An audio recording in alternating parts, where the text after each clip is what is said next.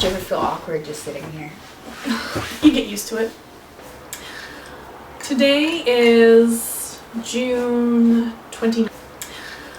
Today is June 29th, right? June 29th.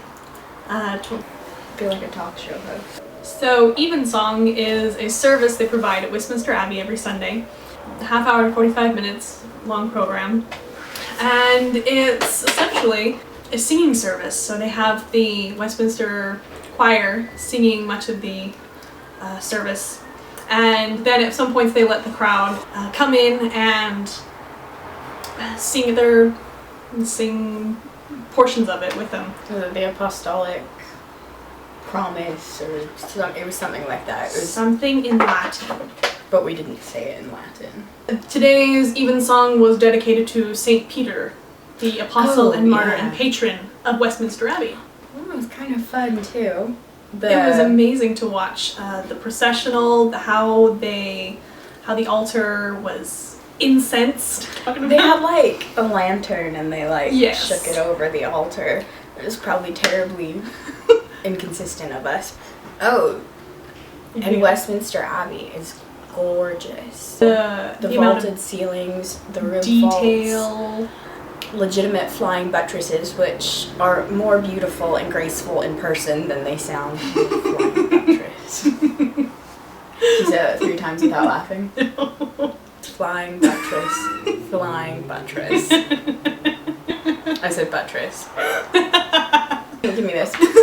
So this is the program, by the way. I don't know if you can see anything, but it gives you the text. So when they have you stand, also lots of standing up, sitting down, and all I could think of was that Mr. Bean sketch. You recite the Lord's Prayer. Everyone knows that one. Mm-hmm. And so I'm sitting there, kind of mumbling it, not really sure where everyone is. And all of a sudden, Meg, in this very clear and strong British accent, is like, I thought she was Meg, but suddenly she became some British girl, and I was like, I don't. So that was fun. So they offered the blessing over the royal house and over the Order of the Bath, right? All I had in my head was someone drawing a bath for Prince William. Maybe Prince George. Probably Prince George makes more sense. Yeah. He's a cutie. Church. The Hyde Park Chapel is beautiful. We won't have it always there. We're going to be divided up again among the other wards here. Oh, not again. It was just one.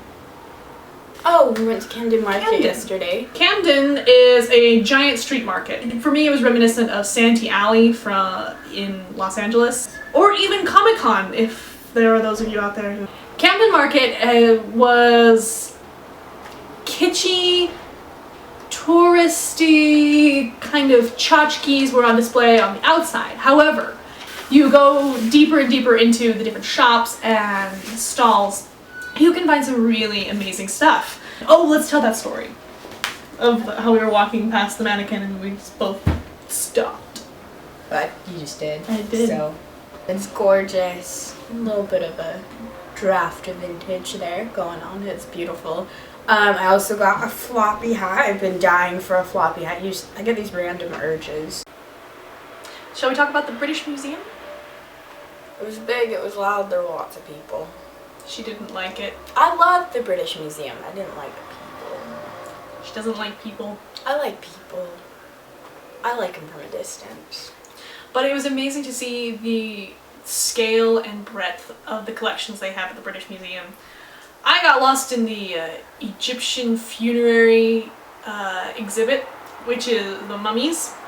These were actual people who lived and died millennia ago. It was incredible to see how they were preserved and how the mummification process was done. So most of the people here on the study abroad are film majors, given that it's the film study abroad. Hey!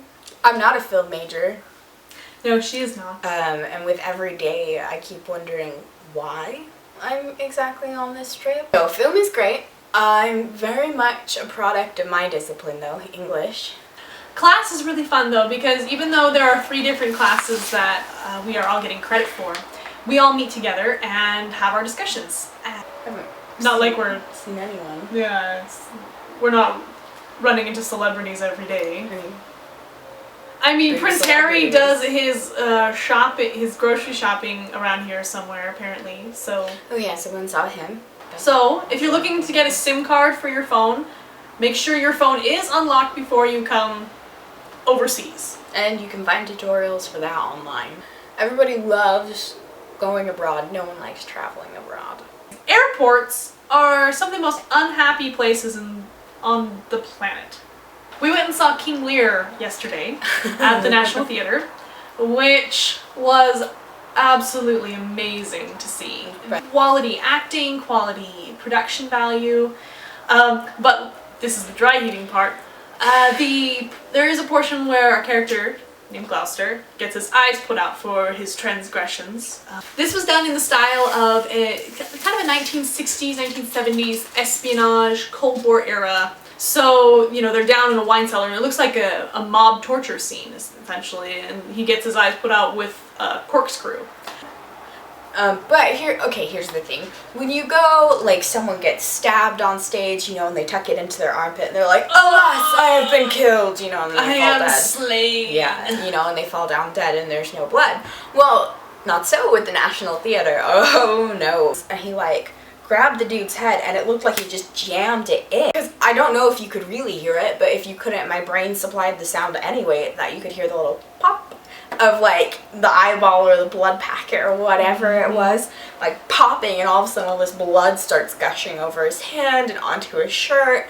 I can deal with stuff like that, but I need a little bit of warning so I can like brace myself for it, and there was no warning. There were noises made from this section. 3, 2, 1. All right.